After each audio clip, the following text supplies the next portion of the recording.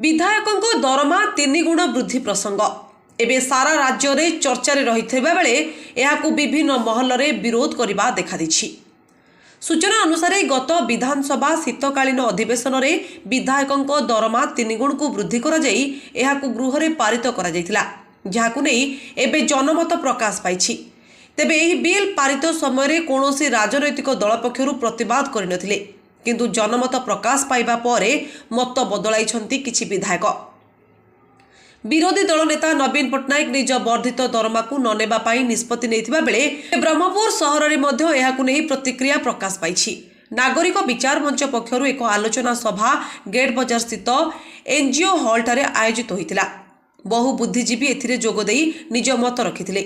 ओडिशार अर्थनीति उपर यार प्रभाव पकाइब जदि राजनेता लोकों सेवक बोली निजको कहूतिबा बेले एते परिमाण दरमा काहा स्वार्थरे बोली प्रश्न करथिले बुद्धिजीवी। तेबे तुरंत एहाकु प्रत्याहार करबाकू दाबी करथिले। Bureau report Zee TV news. तो नुहे एटा कोनोसी विचार आलोचना कि कोनोसी अध्ययन आधार रे एटा हेनी। से माने जो बाबद रे विभिन्न भत्ता भी घोषणा करचंदी से संपूर्ण रूपे अजौक्तिक एवं विधानसभा रे जदि से विधायक मानकर निजक सेवक सेवक बोली कहते लोकंकर ताले दरमा तो नबा कथा नहीं। जदि भी दरमा नौचंती लोकंकर स्थिति राज्यर आर्थिक स्थिति आकु नहीं करवा कथा। अधिकांश समय विधानसभा अधारु बंद हो जाउची, विधायक माने पार्टिसिपेट करू नांती, अधिकांश विधायक पार्टी खोलु नांती, निज निर्वाचन मंडली कथा भी कहू नांती। एभली परिस्थिति रे जेतेबेले से माने मन इच्छा तांको हाथ रे जेतु काकुडी तांको हाथ रे चुरी मन इच्छा से जितेबाला निजर दरमा को बढ़ाई देले भत्ता को बढ़ाई देले सेटा राज्यवासी तार विरोध करचंती। एवं आज ओडिशा गरीबी रे आगरे रही आस्तिला, बेकारी रे आगरे रही आस्तिला, माल न्यूट्रिशन रे रही आस्तिला। आज देखले विधायक मानक दरमा रे हम ओडिशा होची भारतर सबुठु आगरे अछि। एटा हमर लज्जार कथा।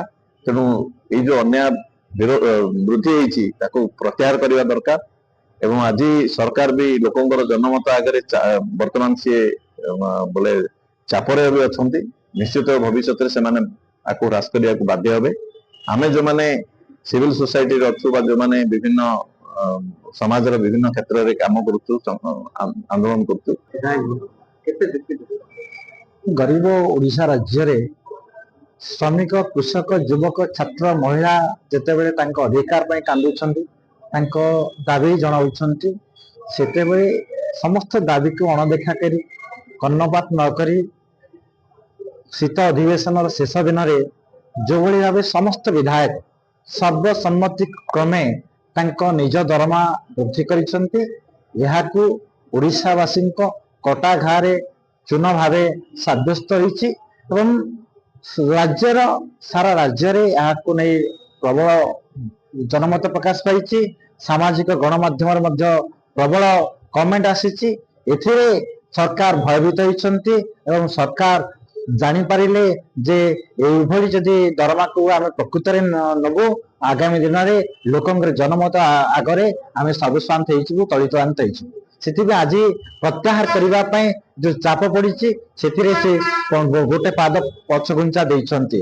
किंतु आम एथि मने आपण मान सम्मुखें कहीदेवाई चाहूँगी जेते बेले भी जन विरोधी नीति अणा जिते शिक्षा विरोधी नीति आसी, युवक विरोधी नीति आसी, श्रमिक विरोधी 4टी श्रम संहिता आसी, ये समस्त नीति को ओडिशावासी ग्रहण कर आज नीरव रही। जो भली भाव बीजेपी डबल इंजिन सरकार जो भली भाव लोकों दमन नीति आरंभ करी विरोध भितर चापा गुंजन सृष्टि होती।